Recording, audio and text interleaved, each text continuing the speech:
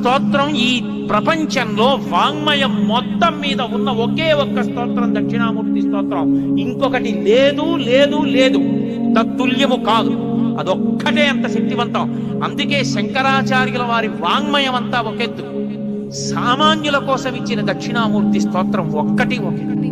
మౌనం వ్యాఖ్య ప్రకటిత పరబ్రహ్మతత్వం యువానం వర్షిష్టాంతేవ సదృశీ గణైః ఆవృతం బ్రహ్మనిష్టైః ఆచార్యేంద్రం కరకలిత చిన్ముద్రమానందమూర్తిం